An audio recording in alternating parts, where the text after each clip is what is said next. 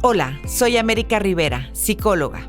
El día de hoy les quiero compartir el tema Construyendo el divorcio, restaurando a los hijos, apoyándonos en la lectura y análisis del libro Divorcitis, la epidemia que ataca a los hijos, de la autora Julia Borbolla, de Niño de Rivera. Capítulo 2. La culpa, primera actriz.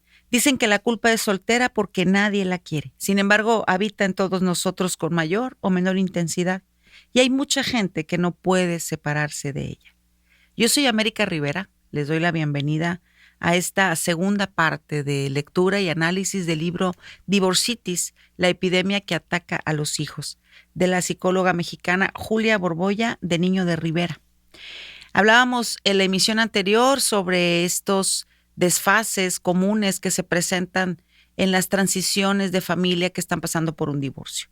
Y hablábamos de la culpa, y hoy retomaremos ese punto como punto de partida para abordar lo que sigue en este análisis. Y la culpa, sin lugar a dudas, es una parte importante. Dicen que la maternidad y la paternidad llega siempre con una gran dosis de culpa. Imagínense en una situación de divorcio. La culpa no siempre es mala, al contrario, significa que nuestra conciencia está funcionando. La culpa no nacemos con ella. La culpa aparece entre los 3 y 4 años en el desarrollo de cualquier individuo y aparece como un regulador de la conducta. Cuando este sentimiento de culpa se convierte en el motor de nuestro comportamiento, entonces ya estamos hablando de una situación problemática, enfermiza o patológica. El problema surge cuando la culpa se convierte en nuestra voluntad y empieza a regir todos nuestros actos y nuestras decisiones, ¿sí? En gran medida, la culpa es el gran generador de la ansiedad. En el caso de la divorcitis, dice la autora que el hambre se junta con las ganas de comer, y sí, lo mencionábamos en la emisión anterior, generalmente los padres se sienten muy culpables por una y mil cosas, y cuando se presenta esta situación de pareja relacionada al divorcio o la separación, pues la culpa es por provocar el dolor a los hijos, y esto empeora. En una relación conflictiva, la culpa se pasea y se aloja en el alma de cada uno de los miembros de la familia. Siempre se dice internamente que tal vez deberíamos haber aguantado más en esa relación, por lo menos hasta que los niños estuvieran grandes, como si existiera una edad perfecta para el divorcio. La verdad es que no lo es. ¿Por qué nos sentimos culpables? Bueno, pues el juego de las culpas en la divorcitis es enorme y se genera por diferentes causas. Por lo que pasó, es decir, los hechos del pasado, las omisiones que nos llevaron a esta desintegración física o emocional. Los niños creen que las bajas calificaciones o sus travesuras son, de alguna manera, el hecho que provocó que papá y mamá pelearan. Muchos niños inclusive asocian un evento específico como el reporte de la escuela o el jarrón quebrado y lo asocian a que papá se fue de casa, ¿sí? Dice, la autora menciona una cita de un pacientito, dice: mi papá se fue cuando yo ensucié la alfombra. Mi papá corrió a mi mamá corrió a mi papá cuando mi hermana los hizo enojar por sus calificaciones. O mi mamá nos dejó porque nos portábamos mal. Por ejemplo, cuando los hijos van mal en la escuela y la pareja está en crisis, en lugar de buscar ayuda para solucionar estos problemas, tienden a echarse uno al otro la culpa. Acuérdense, la culpa como protagonista. Y entonces el pequeño presencia estas discusiones y corrobora su teoría de que él es el causante de que sus papás discutan. Finalmente, los niños, aunque se portaran excelentemente bien, no podrían evitar resolver o arreglar los problemas entre papá y mamá porque simplemente no les corresponde. Otro sentimiento de culpa es por lo que está pasando. Cuando hablamos de divorcitis, significa que los conflictos no se han resuelto y a diario surge algo que echa a andar el motor de la culpa. En el día a día, en la nueva transición y modelo o dinámica familiar dentro del divorcio, imaginen un padre que lleva a su hijo al parque y se cae. El niño se raspa las rodillas y cuando finalmente llega a casa, mamá lo ve y entonces mamá acusa al padre de descuido o maltrato.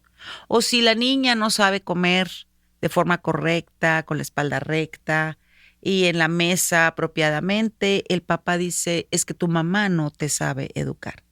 Este problema tiene serias repercusiones, no solo en la pareja, sino en los niños que pronto aprenden a que son los responsables de las situaciones que se dan entre padre y madre. Los niños también entran en la contienda y toman dos actitudes o se portan muy rebeldes y retan a los padres para que al final estos se desquicien y acaben siendo los malos, o se paralizan y se quedan mudos para no aumentar más combustible a este pleito.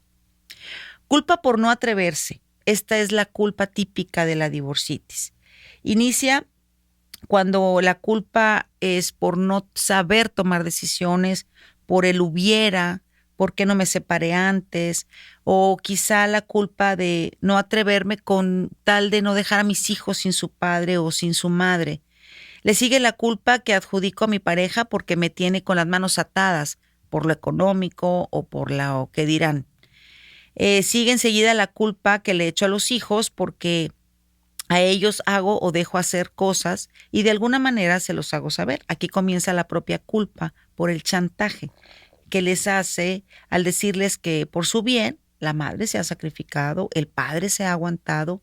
Entonces les comparte esa responsabilidad de por ti yo soy muy infeliz. Y en medio de este círculo vicioso aparecen múltiples culpas más hacia los suegros, hacia los amigos del esposo, hacia las amigas de la esposa, amigos traicioneros, a la vida misma, como si nosotros fuéramos un títere y la vida entonces no me ha dado la suerte, ¿no? ¿Cuántas personas hemos escuchado decir, no, pues es que a ti te va muy bien porque tuviste la suerte de tener un marido trabajador, responsable, etcétera? Y yo siempre hago este paréntesis y digo, a ver, ¿acaso te lo sacaste en una rifa al marido? ¿Eso fue parte de un sorteo? Creo que lo único que elegimos, pues, es a la pareja. No es un tema de suerte, es un tema de decidir.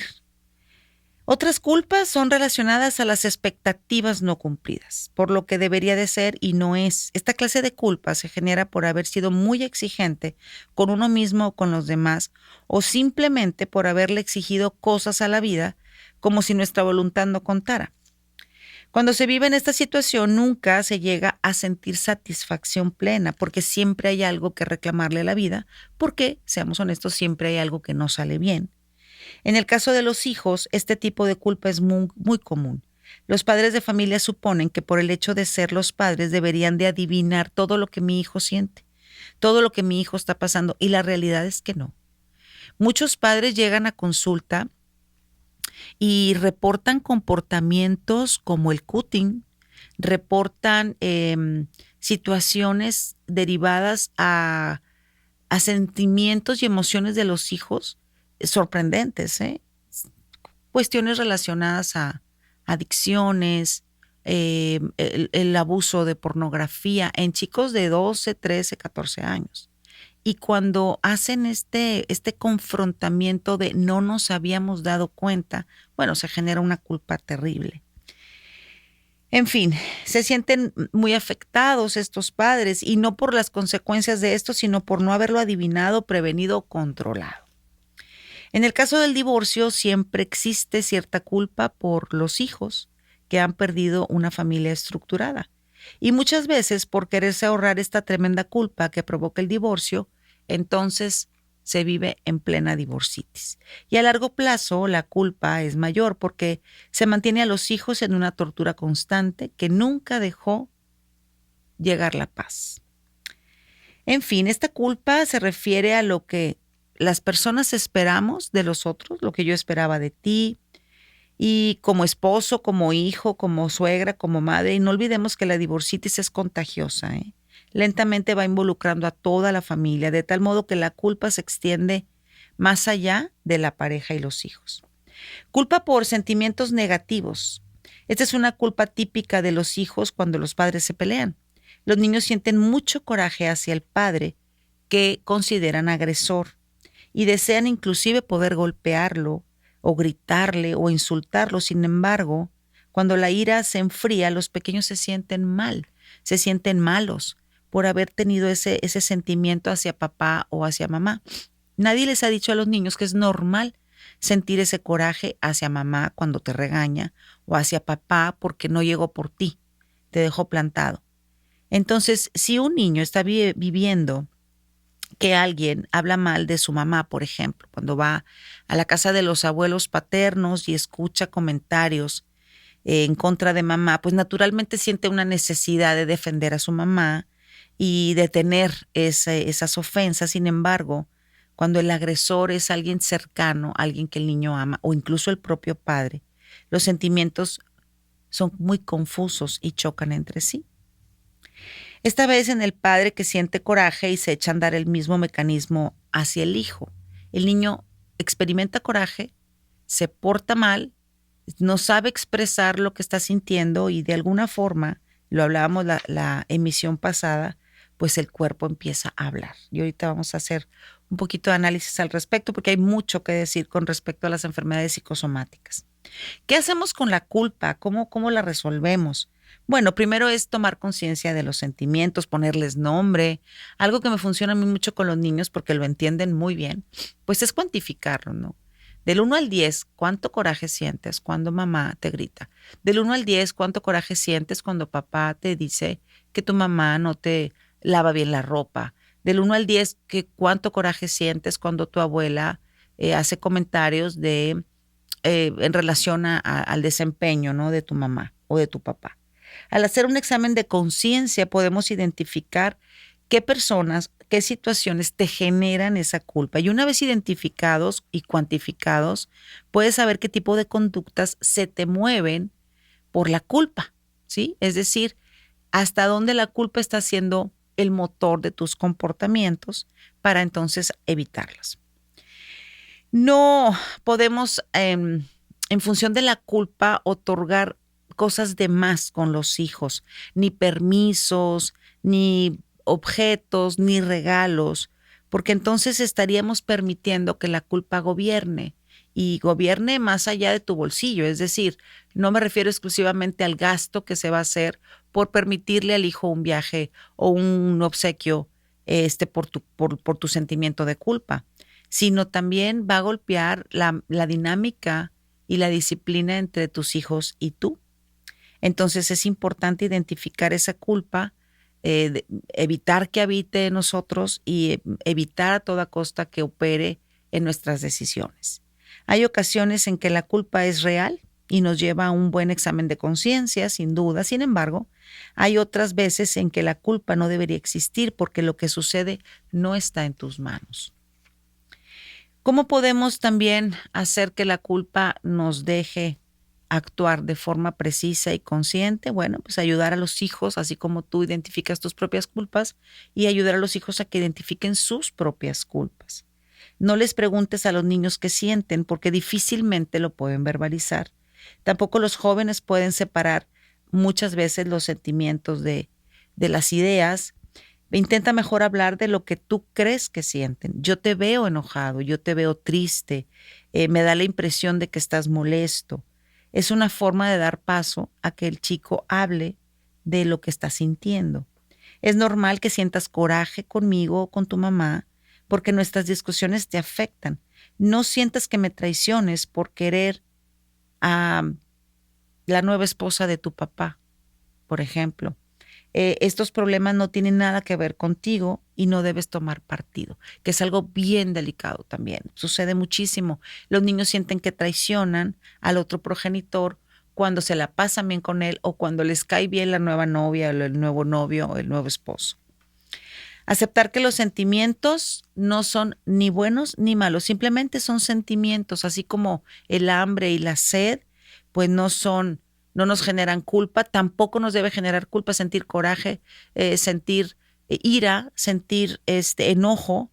Todos son sentimientos y todos los sentimos. La culpa, el coraje, la traición, etcétera. Sentir no es malo. Lo malo puede ser la forma en la que se expresan esas emociones, la forma en la que salen de mí y se ven proyectadas en que golpeo a mi hermano o en que te grito o en que no como o como de más, ¿sí? Muchos de los motivos de consulta con niños entre los 10 y 14 años que están pasando por un tema de divorcitis, ningún papá se acerca, ninguna mamá se acerca a, con cautela a verificar qué esperar o qué no esperar del divorcio. Son muy pocos. Se acercan cuando ya se están manifestando estos síntomas que tienen que ver con deja de comer o lo que mencionaba hace un momento relacionado con el cutting, y entonces ya se convierte en un motivo de consulta con el que el papá puede lidiar. Difícilmente un papá puede lidiar con un motivo de consulta de culpa por habernos divorciado, pero es más sencillo acudir al psicólogo porque el niño moja la cama, por ejemplo, o porque el niño dejó de funcionar adecuadamente en la escuela, o porque el niño dejó de comer, ¿sí? No podemos usar la culpa para manipular. Y la emisión pasada hablábamos mucho acerca del tema de la manipulación, porque sin duda es una situación muy frecuente. La manipulación es fácil, es rápida, es sencilla, es una forma, un medio en donde la culpa reina y se puede usar perfectamente para culpar al otro. Es decir, me deshago de mi culpa y la deposito en alguien más. Muchas personas son capaces de dejar a los niños sin comer con tal de hacer sentir culpar al padre. Dile a tu papá que no has comido porque no me ha pagado la pensión. O dile a tu papá que te bañaste con agua fría porque no me ha pagado el recibo del gas. Entonces esta culpa depositada en el otro se convierte en una manipulación terrible. Y créanme, se vuelve en tu contra. O sea, el padre que emite este tipo de manipulaciones, tarde o temprano se vuelve en tu contra. Hacer que la culpa sea productiva. La culpa que se estanca se queda como tal y solo pesa en la espalda. Sin embargo, cuando la culpa es productiva y nos echa a andar hacia la reparación del daño, entonces estamos hablando de una culpa lavatoria. Es una culpa que va a limpiar, que nos va a ayudar, pero requiere un análisis muy intenso de conciencia de por qué me siento culpable. Hay padres que se divorcian y a las 3 semanas se les ve pues contentos, argumentando estoy muy bien, lo debí haber hecho hace años, me siento como nunca, me siento increíble, todo va a estar bien. Y es un disfraz. La realidad es que aunque un divorcio sea algo necesario, algo que a lo mejor estabas deseando por salud mental de todos, requiere un proceso de duelo.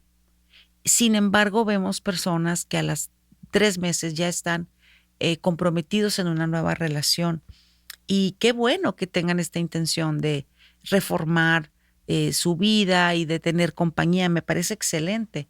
Pero creo que cuando se termina un matrimonio o una relación de años, sobre todo si hay hijos, debemos de tener mucha cautela en guardar un proceso de duelo, ¿no? Respetando todas sus fases. Los niños son manipuladores por excelencia. Todos los niños son manipuladores por excelencia y encuentran ventajas en la divorcitis, ¿sí? De hecho, cualquier papá o mamá considera un triunfo y una ventaja a su favor el hecho de ganar un hijo para su causa. Y de manera inconsciente o no, le celebran a los niños que critiquen al otro padre, premiando de alguna manera esa coalición. Los niños de alguna forma hacen acciones para lograr poner a prueba a papá y mamá, es decir, lanzo un comentario en contra de mamá frente a papá, analizo la reacción de papá y entonces voy a ir midiendo qué tanta permisividad hay aquí para exponer o que comentarios como mi mamá se cree muy joven, mi mamá está loca, se va a operar, mi papá es un chavorruco, es un ridículo, anda con una chavita y entonces empiezan a medir las reacciones que tienen papá o mamá frente a estos comentarios. Bien, hay una serie de fantasías relacionadas a la culpa y de alguna forma tenemos que hacer frente a ellas, analizando perfectamente lo que necesitamos saber con respecto a la manipulación y al chantaje. Hay una frase muy peculiar y muy cotidiana en consulta y es: el niño quiere llamar la atención. Y muchas personas postergan esta visita al psicólogo bajo ese argumento. No habíamos venido antes porque mi suegra dijo, mi mamá dijo, la maestra dijo o yo mismo digo que el niño lo único que quiere es llamar la atención. Y yo siempre les digo, es que todos queremos llamar la atención, sobre todo los niños. No conozco un niño que quede satisfecho de atención y de pronto te diga, mamá, vete al spa o tómate 2 horas, no te voy a molestar, vete a tu cuarto porque ya me pusiste demasiada atención. No sucede. Los niños quieren atención constante y cuando se ven en riesgo por cuestiones relacionadas a la divorcitis, pues obviamente que van a demandar aún más atención. Pero ¿qué nos está queriendo decir ese niño con estas llamadas de atención que tienen que ver a veces con la forma en la que come, la forma en la que habla, los tics que ha adquirido, se saca sangre de las uñas cuando se muerde los dedos o empieza a visitar en la noche la cama de papá y mamá? Y es una forma en la que los niños empiezan a manifestar esta situación de estrés. Yo les hablaba en la emisión pasada sobre las funciones básicas del ser humano, que obviamente tienen que ver con poner atención, la higiene de sueño y la buena alimentación. Cuando se ven trastocados estos 3 aspectos, pues hay que poner atención. De alguna manera, las causas por las que un niño puede visitar por la noche la cama de papá y mamá, pues primeramente puede ser una madurez neurológica, ¿no? Que ya lo descartaría un médico. Son súper comunes los terrores nocturnos en los niños. Es común incluso el sonambulismo en los niños. El niño que habla, el niño que se levanta, el niño que se ríe. A veces después de un día muy agitado, muy exaltado, los niños van a fiestas o al parque de diversiones. Es muy común que por la noche, a pesar del excesivo cansancio, el niño se mueva, haga movimientos como si estuviera nadando o en bicicleta. Es súper, súper normal y esto se debe a la inmadurez de su cerebro. O una cena pesada también puede generar una cuestión de alteraciones de trastornos de sueño. En fin, pero cuando nos visita esta enemiga llamada divorcitis, muchas veces los niños que antes dormían razonablemente bien y de un día para otro empieza a tener miedos, a tener sed, ganas de platicar en la madrugada. Esto se debe a que imagina una serie de cosas que lo llevan a suponer que si, como me explicó mi papá, las personas que se pelean deben vivir separados, entonces muy probablemente mi mamá se quiera separar de mí después de que hoy pues me regañó mucho porque en lo de la alfombra o me hice pipí. Y entonces se asoman con frecuencia a revisar si papá y mamá o papá o mamá siguen ahí en el cuarto, si no lo han abandonado. Otras veces imaginan que pueden ser sorpresivamente despertados para ser como testigos, jueces de los pleitos de papá y mamá. Muchos niños son convocados a escuchar o a ver cómo papá se va o cómo mamá se va. Entonces imagínense, al final no se van y los niños quedan con esta sensación noche a noche de que quizá en cualquier momento me vienen a despertar para formar parte de este pleito marital. Cuando un niño no duerme bien, generalmente tiene durante el día cansancio, irritabilidad, llanto fácil, mal humor, comen mal, su grado de atención disminuye, se les ve pues ausentes. Si son niños escolarizados, pues inmediatamente comienzan a reportar que el niño se ve cambiado, inatento. Y entonces esta situación del sueño empieza a afectar su día a día. Los padres empiezan a culparse uno al otro, exigen que sea el otro el que resuelva el problema y la tensión ya existente empieza a aumentar y entonces este aislamiento se agudiza. Poco a poco vamos colaborando inconscientemente con un síntoma que finalmente es el síntoma que los lleva a consulta, el niño. El niño se convierte en ese síntoma, el niño que moja la cama, el niño que trae un reporte escolar, pero todo viene a partir de esta divorcitis. ¿Y por qué escribimos en este libro? ¿Por qué escribe la autora un especial apartado sobre el trastorno del sueño? Bueno, porque es uno de los más comunes y bueno, el sueño alterado afecta a toda la familia y entonces eso hace que los papás se movilicen porque nadie está durmiendo bien y eso hace que la gente se acerque a pedir atención psicológica. Es mucho más fácil y socialmente aceptable llegar al consultorio del psicólogo con un motivo de consulta de poco sueño o mala higiene de sueño o enuresis nocturna, que es hacerse pipí en la cama, que llegar diciendo, pues es que noche a noche mi esposa y yo nos peleamos y entonces creemos que nuestro hijo está presentando este problema. Muchas veces son las madres las primeras o las que tienen la iniciativa de acudir a una terapia, no siempre, pero en la gran mayoría de los casos el esposo se rehúsa a tomar una terapia de pareja, pero cuando se trata del hijo, el niño que se hace pipí, el niño que no duerme, el niño que pega, el niño que manifiesta los síntomas de la divorcitis, entonces papá accede, porque se trata de una terapia para el niño. O sea, vamos a remediar al niño, pero esto que tenemos tú y yo, no voy a colaborar para remediarlo, sin darse cuenta que ahí está el origen. Otra de las razones por las que la autora le pone mucho énfasis a este tema del sueño es porque es un tema importante, los pleitos nocturnos, en una pareja con divorcitis y empiezan a alterar el patrón de sueño de los niños. Entonces la ansiedad que viven los padres que pelean constantemente es otro factor de la alteración del sueño. Algunas veces los niños, como les decía hace un momento, son despertados para servir como testigos y jueces o defensores o simplemente para desacreditar a alguno de los padres. En familias que viven en conflicto sucede frecuentemente que la mamá los manda a dormir porque ya llegó tu papá. O bien los niños simulan que duermen para que no los involucren en el pleito y luego se mantienen despiertos para saber en qué acabó esto. Algunas veces son los mismos padres los que favorecen que los hijos duerman con ellos. Este es todo un tema. Pues el pequeñito ahí dormido en medio de los papás, pues nos sirve como una forma de alejar a la pareja, una forma de evitar el contacto sexual, y también es una forma de evitar que se susciten pleitos en la alcoba.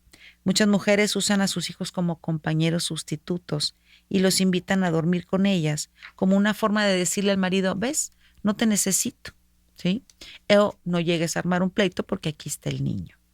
¿A quién no le gusta dormir acompañado? A todos. Nadie rechazaría un abrazo o un apapacho nocturno cuando se vive una crisis de afecto. Y de entonces es cada vez más difícil sacar al niño del colecho. ¿A quién no le gusta dormir a los brazos de mamá? Sobre todo cuando sentimos que día a día la crisis aumenta. Y cuando esta costumbre se establece y el padre o la madre encuentran otra pareja o se reconcilian entre sí, entonces el niño es devuelto a su cuarto a manera de castigo. Lo echan fuera de este lecho conyugal. ¿Qué debemos hacer? Bueno, pues primero que nada identificar si nuestros hijos viven o no con divorcitis, aunque nos duela aceptarlo. Si el niño presenta trastornos de sueño, hay que descartar todas las posibles razones físicas y ser valientes para aceptar lo que está pasando. Hay que tener en cuenta que a partir de los 6 meses, y yo sé que aquí esto va a causar polémica porque hay expertos que dirán lo contrario, pero bueno, es el punto de vista de la autora y de una servidora. A partir de los 6 meses un niño está listo para dormir solo en su propia alcoba. Hoy por hoy tenemos tecnología maravillosa que nos permite monitorear su respiración. Entonces un niño está listo para salir del cuarto de papá y mamá después de los 6 meses. ¿Genera más trabajo y más cansancio? Sí, porque hay que estarse levantando a alimentarlo, hay que estarse levantando a vigilarlo, hay que estarse despertando para ver por qué hizo tal o cual ruido. Sin embargo, lo sano es que el niño salga a esta edad de la alcoba. Tenemos que establecer y respetar los horarios de sueño del niño. ¿Cuántas abuelas o madres nos dicen es que el niño manda? Y sí, el niño manda. El niño trae un horario que debe ser respetado y si a las 8 toma su baño, cena y se duerme, pues a las 7:30 hay que estarnos despidiendo de donde estemos porque hay que llegar a casa a cumplir con este horario. Hay que apoyarnos de elementos externos. Estos compañeros de sueño, el peluche, la colchita, la muñeca y todas esas cosas que de pronto usan todas las mamás de manera silvestre, que en psicología llamamos objetos de transición. y que de alguna manera apoyan, porque estos objetos pues no resuelven el problema, pero apoyan mientras se trabaja en la solución.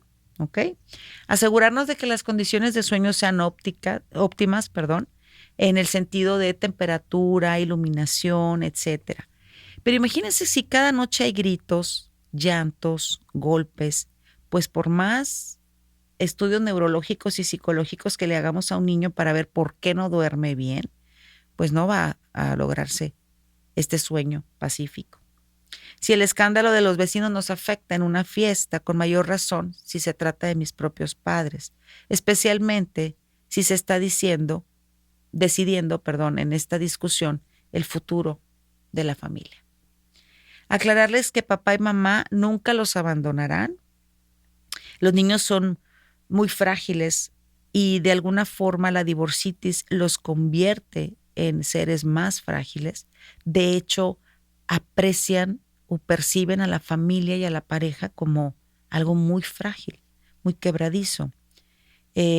Los conflictos frecuentes hacen que los niños supongan que tarde o temprano van a quedar náufragos o a la deriva.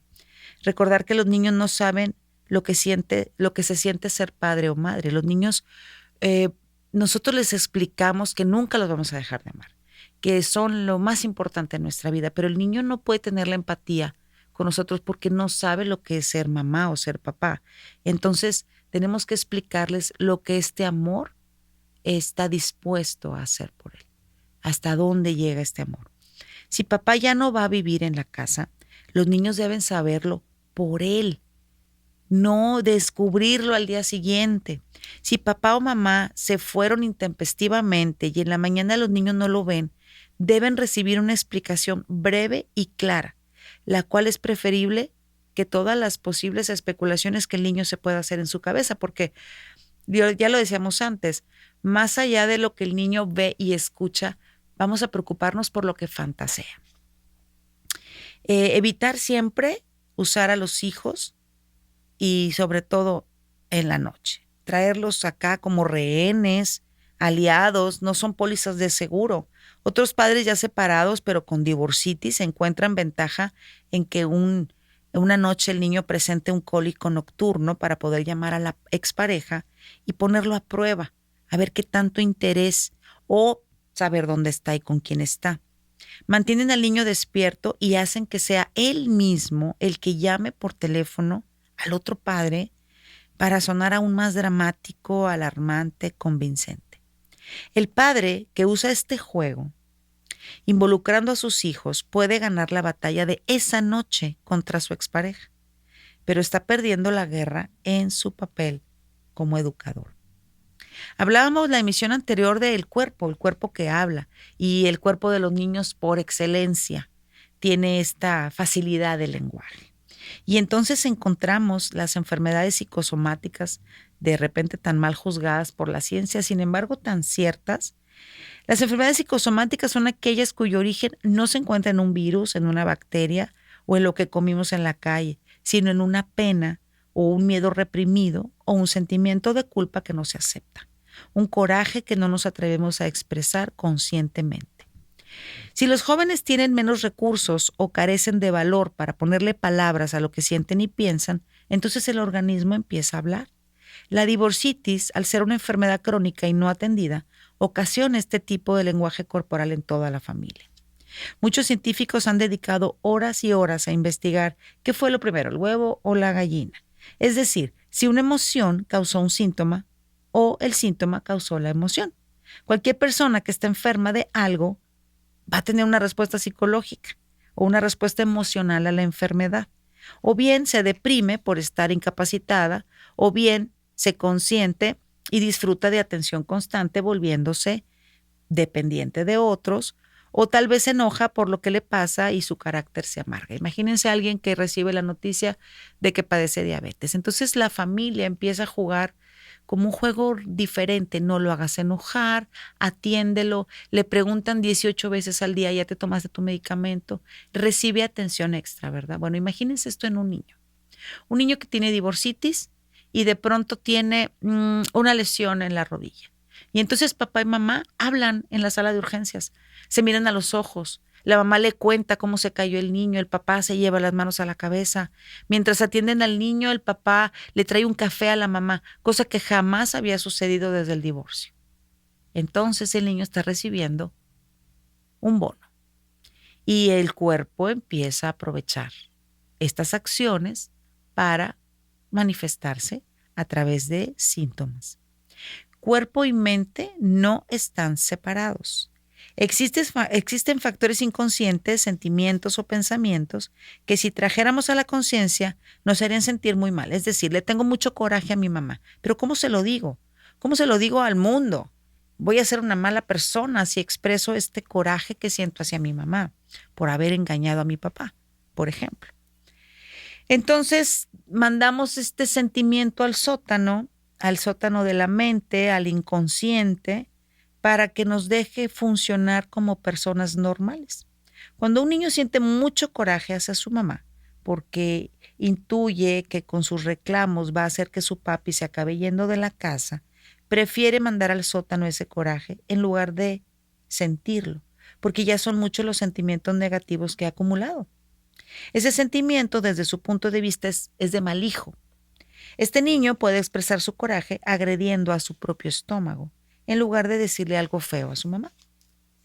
Y entonces empiezan las enfermedades gastrointestinales, que empiezan con náuseas, vómito, colitis.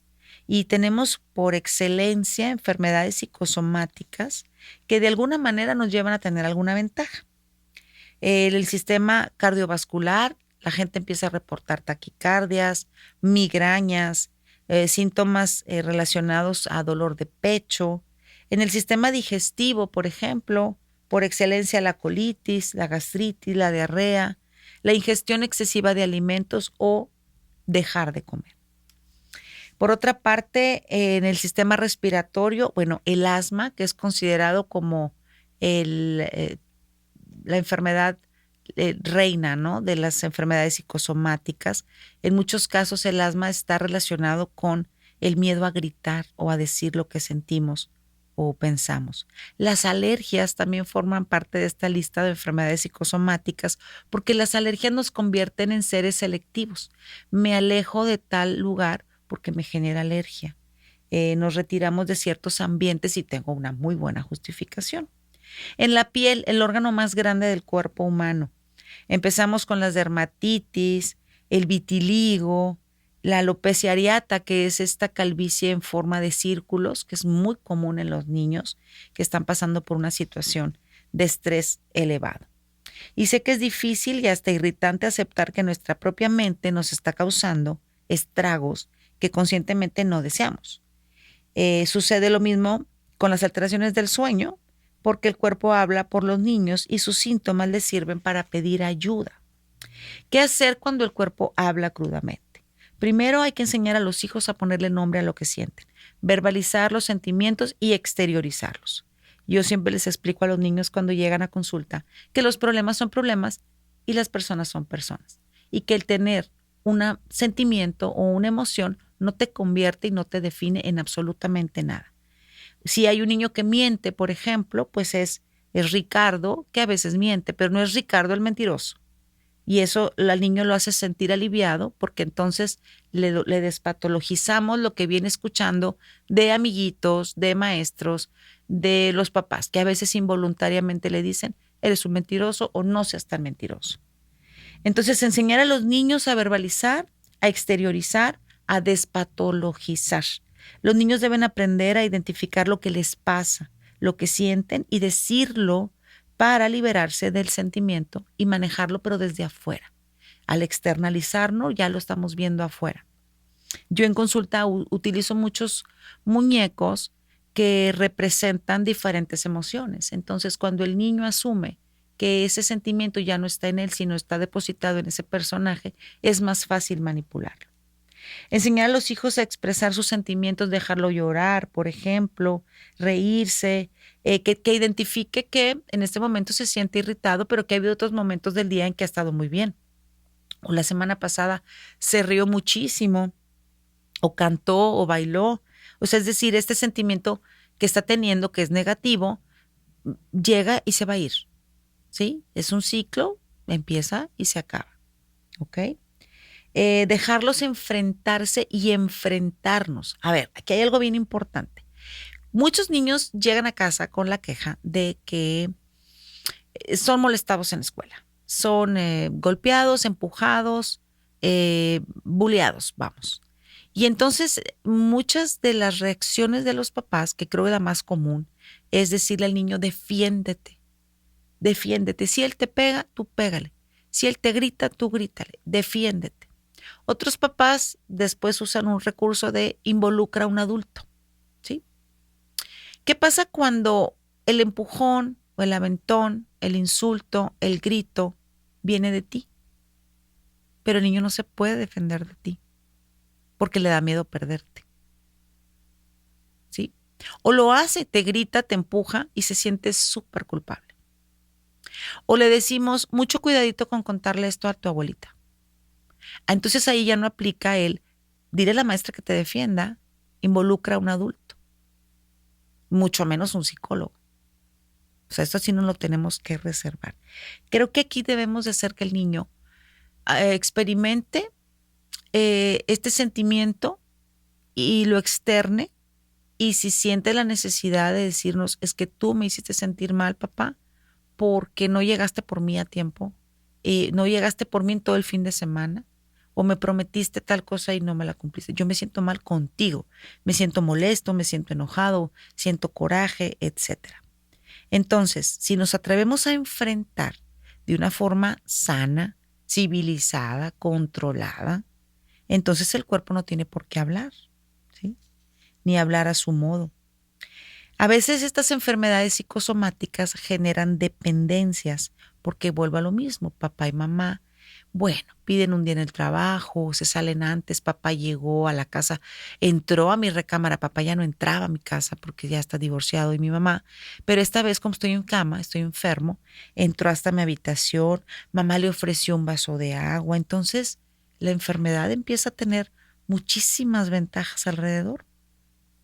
Hay que acercar al niño y atrevernos junto con él a descubrir el significado que tiene esta enfermedad y poder entender esta enfermedad y saber manejarla. A veces el cuerpo habla del dolor, pero también habla de la alegría. Así como te acuerdas aquella vez que nos reímos mucho y hasta nos sentimos cansados de tanto reír, bueno, hoy estás teniendo este dolor de barriga porque estás molesto por esta situación. Pues estás molesto porque me fui de vacaciones con mi novia y sus hijos. Estás molesto por eso. O sea, busca ayudarle a ponerle palabras. Si la mente es tan poderosa para enfermarnos, entonces también es lo suficientemente poderosa para sanarnos. Hay que enseñarle al niño que muchas de estas enfermedades o estos síntomas pues son parte de lo que su voz no nos está expresando. Y muchas mamás se quejan, por ejemplo, del típico adolescente que se queja de un dolor, pero luego a la hora y media lo vemos arreglándose para irse a jugar al parque con los amigos, fútbol o a una fiesta. Entonces la mamá dice, es puro cuento. Creo que aquí tenemos que ser muy cuidadosos. Ningún joven, porque son imprudentes, porque es parte de la naturaleza del adolescente, ningún joven se va a quedar en cama postrado para reposar un síntoma, ¿sí? El joven va a buscar la manera de evadir ese síntoma y lo va a lograr. A la hora y media se va a sentir muy bien. Pero volvemos a lo mismo, no le estamos poniendo el significado y el nombre a lo que está sintiendo. Este libro fue escrito hace 20 años y hace mucho hincapié en el tema de los trastornos gastrointestinales. Hoy por hoy sabemos, ¿sí? 20 años después, que el cerebro está íntimamente ligado al estómago. Se han hecho estudios en relación a esto y entendemos el estómago como esta cajita de emociones, en donde nos llega el miedo, el susto, la alegría, la risa, el enamoramiento, ¿sí? Las famosas mariposas en la barriga que sentimos. Bueno, pues de la misma manera el dolor, la angustia, la ansiedad, el miedo hace estragos con nuestra flora intestinal. Entonces hay que poner atención especial, pero sin caer en la sobreprotección. Uno de los errores más comunes que se observan en consulta es que una vez realizado el divorcio, los padres que presentan divorcitis empiezan a sobreproteger a los hijos. Y la autora dice que hay 3 tipos de sobreprotección. La primera es la física, que no hay mucho que explicar. Es la que se refiere a los cuidados físicos excesivos, ¿sí? La segunda es la sobreprotección social, la que se refiere a protección del medio ambiente y de los demás, lo cual dificulta mucho la independencia del niño. En realidad, los niños pues llegan pequeños a este mundo y se van creciendo y van enfrentando diferentes experiencias a nivel social. Y nosotros tenemos que permitir que mientras su integridad física y emocional no esté en juego, el niño aprenda a hacer estas maniobras sociales. Muchas veces el amor nos hace miopes y la culpa nos vuelve ciegos. Es difícil que los padres aceptemos y nos perdonemos lo malo que le sucede a nuestros hijos por nuestra culpa, y entonces buscamos culpables allá afuera y victimizamos a los niños. Para sobreproteger socialmente hay 1000 argumentos que sirven. Es que es el más chiquito, es que eran muchos contra él, es que si estuviera aquí otra mamá defendería también a su niño, si no le ayudo yo entonces ¿quién? Pero cuando hay divorcitis los argumentos aumentan. Con todo el dolor que les ha tocado vivir a mis hijos pobrecitos, entonces además yo a darle este disgusto, no. ¿Sí? El niño no tiene la culpa de los problemas de su papá y míos. Pobre de mi hija con ese papá que le tocó. Con la mamá que tiene, mi hija me necesita más, etcétera, etcétera. Definitivamente es más difícil dejarlos madurar socialmente que allanarles el camino. Y tercero, la sobreprotección emocional es la que se refiere a la protección ante el sufrimiento en general y a la fuerza para enfrentarlo. La sobreprotección emocional se parece mucho a la social porque por lo regular son los demás los que nos hacen sufrir. El otro padre, los abuelos, los que están del otro lado.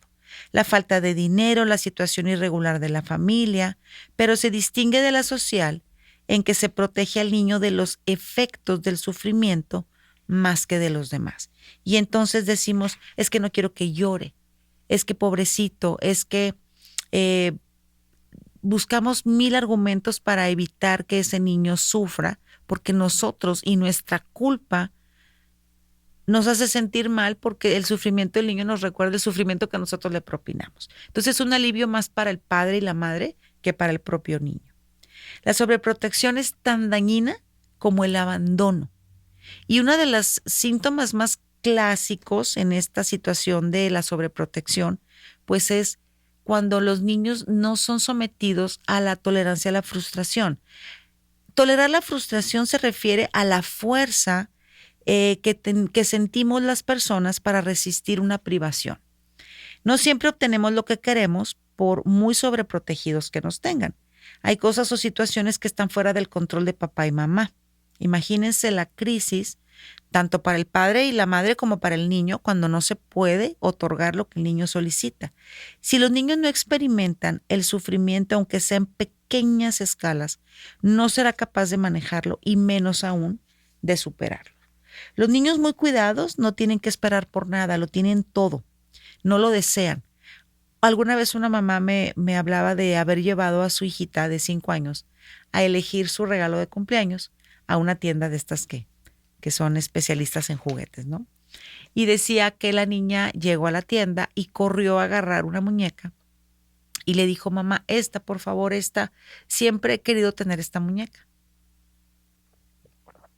La madre se quedó muy pensativa y muy seria y se acerca a su niña y le dice, ya la tienes. O sea, a veces los compramos tanto que ni el mismo niño sabe lo que tiene porque no lo usa, porque no le alcanza a dar vuelta, ¿sí? Porque no desea nada. Y de pronto hay que hacer un análisis ahí y buscar las formas de hacer que estos niños aprendan a desear, porque de ahí se desprende el motor que nos hace buscar las cosas por nuestros propios medios. ¿Sí? O a lo mejor ahorrar, o a lo mejor anhelar algo te hace sentir motivación. Pero cuando tienes todo, cuando estás sobrecompensado, cuando la culpa de papá y mamá es tan grande que mi cuarto es una juguetería, Cuando tengo una computadora de tantos miles de pesos, que a lo mejor ningún ejecutivo de alto rango la tiene, cuando tengo lo último en tecnología sin haberlo pedido, entonces existe una desmotivación muy grande, ¿sí? Creo que tenemos que ser muy prudentes en ese sentido. Tenemos que buscar qué medidas aplicar en esta parte de la compensación y de la sobrecompensación y analizar. eh, hay mamás que me dicen, cada vez que sale con su padre, fin de semana tras fin de semana, regresa con un juguete. Entonces, aquí estamos hablando de más que cumplir el deseo del niño, estamos aliviando la culpa del padre. En fin, tenemos mucho más que decir acerca de este libro y la parte que sigue a continuación, y que vamos a mencionar ahorita nada más, pero en la próxima emisión vamos a ampliarla, pues tiene que ver con cómo enfrentar la siguiente etapa del divorcio. Habíamos mencionado en la emisión anterior cómo de pronto una separación puede generar en el niño tanto estrés o tanta ansiedad, y yo lo comparaba con la muerte de un familiar. O sea, lo mismo que sentimos ustedes y yo con la mala noticia de la muerte de un familiar muy querido, es el mismo dolor, la misma ansiedad que se puede generar en un niño cuando recibe esta noticia. Esto en psicología se conoce como trastorno de estrés agudo, que es cuando se recibe la noticia, cuando despiertas y papá ya no está, su ropa ya no está, se fue de casa. El trastorno de estrés agudo puede durar entre 4 y 6 semanas, es decir, de mes a mes y medio. Muchos niños tardan en manifestar síntomas y entonces los papás dicen, mira, está tranquilo, no ha manifestado nada, todo está en orden, oye, qué bueno. Sí, y puede ser que por un lado el niño sienta algo de alivio, porque por lo menos se acabaron los pleitos y los gritos, pero en algún momento se empieza a manifestar un síntoma tras otro. Y entonces, cuando al mes y medio estos síntomas prevalecen, es decir, continúan, incluso se acrecentan o se multiplican, entonces dejamos de hablar de un trastorno de estrés agudo para referirnos a un trastorno de estrés postraumático, en donde los síntomas son muy parecidos al trastorno de estrés agudo, pero pues obviamente se prolongan y esto hace que se convierta en una situación de riesgo. Hay muchos seres humanos que sobreviven al trastorno de estrés postraumático y a los 4 o 6 meses los ves muy bien. No fueron a terapia, no fueron a ningún grupo de apoyo, siguieron su vida de la forma más normal como les fue posible y comienzan a retomar lo que dejaron inconcluso. Hay mamás que de pronto empiezan a trabajar por primera vez o los papás que empiezan a mudarse a otra casa después de haber estado 4, 5, 6 meses, haber regresado con los padres, ahora ya los ves instalándose en un departamento, en una casa, etcétera. Pero hay otro margen de población que no les va tan bien. Se habla de un 35 a un 40% de personas que, derivados de un trastorno de estrés postraumático, van a requerir la atención psicológica, incluso en algunos casos hasta medicación. Entonces, no hacer caso a los síntomas o pretender que no están no produce alivio. Acuérdense que el cuerpo habla y si no buscamos las herramientas y los recursos para enfrentar esta pérdida, porque al final del día el divorcio es una pérdida, aunque es una pérdida para ganar, pero es una pérdida. Tenemos que atender la sintomatología y hasta aquí me he estado refiriendo a papá y mamá. Cuando se trata de los niños, también vemos la misma dinámica, la misma psicodinámica, que es el trastorno de estrés agudo, que después a las 4 o 6 semanas se convierte en un síndrome de estrés postraumático. En el mejor de los casos, van a superarlo entre la quinta y la sexta semana a los niños. Se les va a ver adecuándose a esta transición, pero en una gran población, casi del 65%, este trastorno de estrés agudo se va a convertir en un trastorno de estrés postraumático y hay que entonces recurrir al profesional. ¿Qué síntomas me espero con un trastorno de estrés agudo? Pues evidentemente todo lo que tiene que ver con funciones básicas, sueño, alimentación, concentración. ¿Sí? Hay un protocolo de acción para los primeros auxilios psicológicos que se aplica en países europeos. Y este protocolo es aplicado a bomberos, policías, trabajadores sociales, es decir, personas que están en la línea de atención inmediata a víctimas, incluso víctimas de terrorismo. Y entonces este protocolo incluye que después de la crisis se reúne al grupo de bomberos, el grupo de policías, etcétera, funcionarios, y se les aplica a través de una charla una serie de consejos para cuando lleguen a casa. Y entonces al bombero se le recomienda o al policía llegar a casa y hacer exactamente lo que haría cualquier otro día en donde no hubo una contingencia. Es decir, si tu rutina es llegar a casa, darte un baño, prender la televisión mientras escuchas las noticias o tu serie favorita, cortar la verdura para hacerte una cena, poner a freír la carne, mientras esto se hace tú pones la lavadora, después cenas y sacas a tu perro a pasear. Bueno, pues después de haber vivido una crisis terrible, es exactamente lo que tienes que hacer. A veces las personas después de una contingencia son llevadas a la cama y le dicen duérmete y no se pueden dormir. Cuando hacemos exactamente lo mismo que otros días, el mensaje que le estamos dando al cerebro es todo está bien, no pasa nada, vamos a hacer nuestro día lo más normal posible. Y a veces los padres, después de un divorcio, hacen exactamente lo opuesto. Ahorita decíamos, bueno, se traen al niño a dormir a la cama, son más consentidores, les compran más cosas, les hablan como si fueran niños más pequeños. Entonces el niño, lejos de tener una vida normal, común, cotidiana, empieza a tener un trato preferencial, diferente, y esto, lejos de ayudar, empeora el cuadro de trastorno de estrés agudo. Puede ser que recién se da la crisis. Imaginemos un niño que pierde a uno de sus abuelos y muere. Puede ser que el día en que sucedió el velorio, que fuimos al panteón, puede ser que esa noche le digamos al niño, si no quieres cenar, no cenes. O si quieres cenar en la cama, cena en la cama. Puede ser que al niño le digamos, ¿quieres dormir conmigo? Está bien. ¿Mañana quieres ir a la escuela? No vayas. Pero pasados 3 días, si tú sigues favoreciendo estos cambios radicales en su rutina, lo único que le estás diciendo es, seguimos en crisis, todo está anormal y es lo que menos queremos. Entonces, me encantaría que me pudieran escuchar en la próxima emisión. Vamos a abordar la tercera y última parte de este libro maravilloso, Divorcitis, y cómo enfrentar lo que sigue después de la crisis.